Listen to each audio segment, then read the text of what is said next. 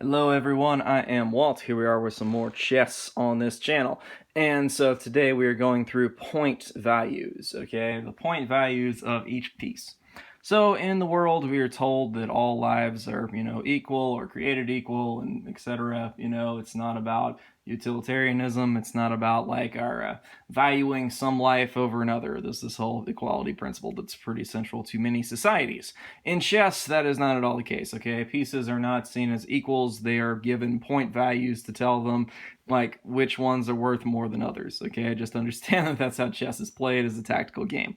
So let's go through our point values for each of our different pieces. As I have shown, we have all the necessary pieces on the board at the moment. So here's what we're going to be getting into. So point values. First off, we have pawns. I've represented them just over here.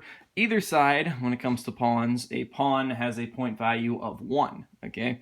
So when it comes to that, just think of pawns as being point value 1. Now this gets a little bit tricky when a pawn's about to promote, for example, okay? Because a pawn can promote to becoming a queen, a rook, a knight, anything you want once they get across the board. And then, of course, their point value is going to switch. So there's a whole tactical calculation with what a true point value is and various points in the game, and sometimes by the end of a game, one thing is worth more than another, and it's all like that. Anyway, the important part about this, of course, though, is that beyond just pawns being worth 1, tactical things are really going to affect that, and that's what makes chess fun. It can't just be the most basic of numbers games.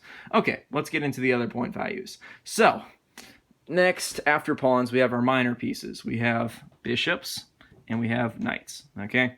Each of these is initially given the value of 3. Now, when it comes to higher level play in chess, it really matters based on how, open or closed your game is. So on an open board like this one, where we have a lot of space to move around, bishops are more valuable than knights. And generally, higher level players will value their bishops more than they will value their knights, just overall. That's not saying that knights are not valuable, it's just saying that, that's kind of how a lot of this plays out. But for our basic sense, 3 points for each of them, okay? So if you could trade your knight or your bishop for 4 pawns, okay, that is moving you forward because a pawn is worth 1 point. Yep.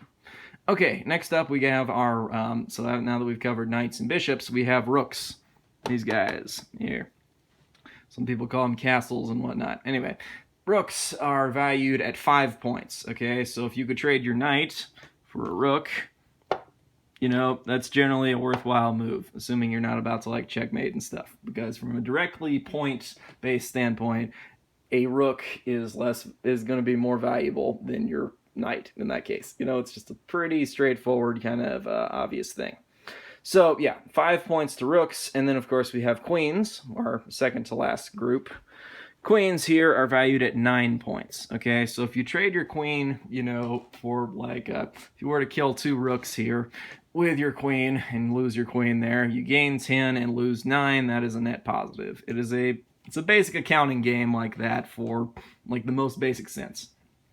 Amateur players don't really know the point values in many cases, so it's a good idea to know your basic point values. Now that's not to say that at certain points in the game, certain pieces aren't, given huge impact on the game or don't have a huge amount of value, then, that's just how chess works, basically.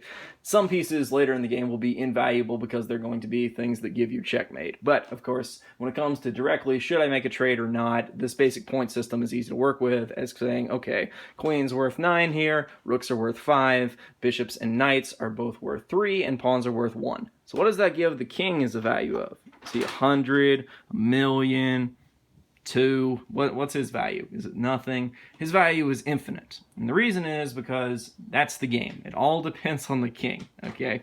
So really, you have to have your king around. Thus, the king has infinite value. If there's you can sacrifice basically all of your pieces if you have to protect your king. Because your king has infinite value, that's where the game is all out. So, it's basically all of the game is just about that. Anywho, there's your point system for the most basics. I'm Walt. Check out my other chess videos if you'd like to, or the gaming videos, and of course self-help videos on this channel. So, thanks for watching. I'll see you guys next time with our next video.